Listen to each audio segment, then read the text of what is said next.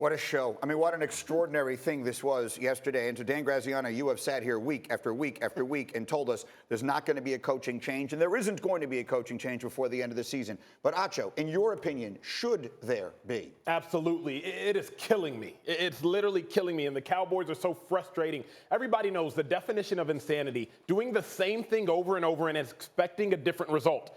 Jerry Jones is acting insane right now, gentlemen. He genuinely is. How can you say, without realizing that you're being completely unrealistic, that Jason Garrett, a consistent 500 coach who through 12 games is 500, you're not going to make a change and you expect anything to change? I don't get it. It's not only baffling, Greeny, it's frustrating because at this point, Jerry's complicit and compliant with mediocrity. And Lewis, here's the thing. All of the problems that we are talking about do feel as though they stem from coaching, because you were telling me, and I'd love you to explain this to the audience, that the way they are built and the way they play are incongruous with each other. Yeah, look, they're built to be a run-dominant, run-centric football team. That's where the investments have been made in the offensive line and in running back.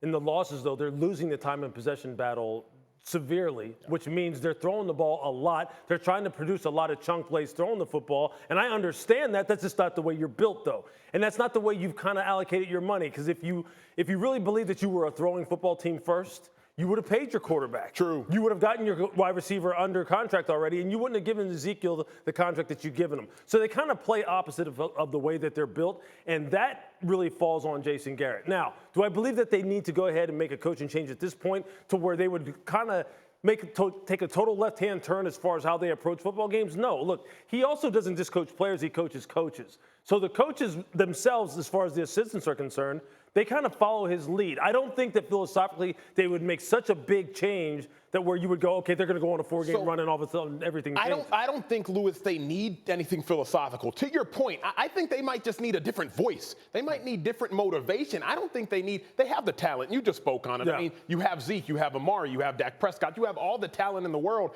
I just think they might need a different voice because realistically speaking, it's not as if Jason Garrett's about to lead them on a four-game streak. That's what kills me. You don't lose anything by making a coaching change. So I think you do. And I think when you look at how that building has operated this year, the decision makers there, they have consistently said, we're going to treat this as a 16-game whole, ideally more, and then make an evaluation after it's over. So to change now would be sort of feeding into the perception of sort of the old flaky, fly by the seat of his pants Jerry Jones, as opposed to a guy who made a plan in a sober time in the spring and summer and is now I meant that, literally. Understood. And I think they're sticking with it. And I think that's, whether they're right or wrong, they're going to find out. Fair. And let's move off the coaching. If they were in the Saints division, they'd have reason to panic, but they're not. Because their season would then be over. Sure. In this case, it's Six obviously is still first place somehow. We can debate whether we think they should make a coaching change or not. They've said they're not. They're not going to. So let's move on from that and figure out what they can do. They actually play again next Thursday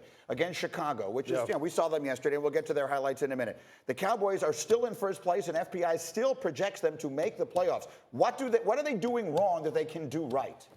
Well, I think look, if you're built in a certain way, like I said, if you're built to be a run-centric football team, then when things aren't going right early out of the gate and you're not necessarily maybe averaging 4 yards per carry and Zeke isn't popping off plus 10, plus 15-yard runs, stick with it, make the play calling complimentary. And you know what? In crucial situations, third down, red zone situations, dial up better plays, please.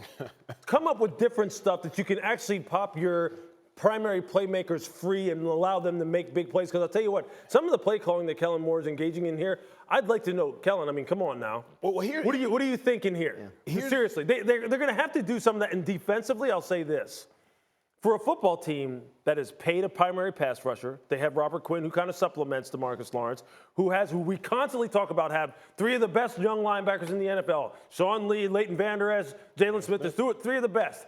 In big moments when teams really try to bloody their nose, these guys shrink. But that isn't coaching; those are players. So I'll tell you what, it's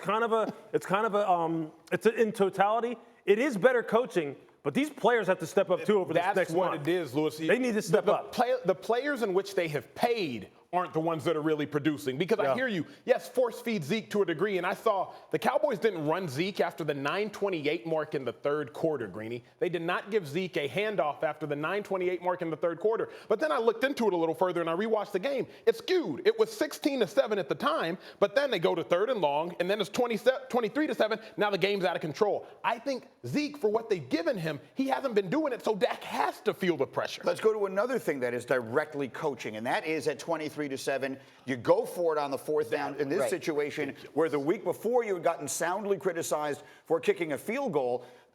Yesterday, now the way the game plays out, and it's always easy to look back at it, kicking the field goal, it's easy to say after you don't convert. Sure. Kicking the field goal might have made a difference in the way the game ended, but did it feel like maybe some of the criticism that he heard influenced that decision? He's coaching in a reactionary manner. There's no doubt about that. And he seems as though, well, look, this is what people are criticizing me for. This may ultimately cost my job. So I need to show that, you know what, I have a lot of confidence in my team, and I'm going to go for, well, okay, that's fine. It's the wrong call. Exactly. And if you are going to go ahead and go for it in situations like this, look, coaches all the time, they meet all week long. You always hear them talking about they sleep at the facility and they're constantly pouring over film and stuff. Dial up your best stuff for your best players. They don't dial up their best stuff for their best players. A lot of this stuff is very, very mundane and routine and looks like day one install stuff. There's a lot of tape out there to show you how to pop loose some of your best playmakers, and they're not having it. They don't have a whole lot of it. You don't have a call, though. Here's what killed me, Greeny, about this whole situation. It's 4th and goal from the 6. At the point in which you get inside the 20, the football field is wider than it is long. You know how hard it is to convert on 4th and goal from the 6? As a defender, I played linebacker. I'm sitting there, I'm like, y'all don't have a call for this. Even if you run a man beater, y'all aren't getting in the end zone on 4th and goal from the 6. A week ago, we were killing them for not going for it on 4th and 7. And But now and I'll tell you what, I'm going to disagree with you on that. And I'll say this. There are calls to beat you on 4th and goal from the 6. I'll tell you, you know this. When it's 4th and goal from the 6, you're going to have to man up. And you better put a defense in conflict as far as knowing what they're supposed to do. When Dallas comes out and lines up, a lot of their stuff is very static. Yep. It's where we line up is where we're going to end up. And therefore, for me, you take a lot of the stress off of me because now I don't need to think. Thank you for watching ESPN on YouTube. For more sports and analysis, download the ESPN app. And for live streaming sports and premium content, subscribe to ESPN Plus.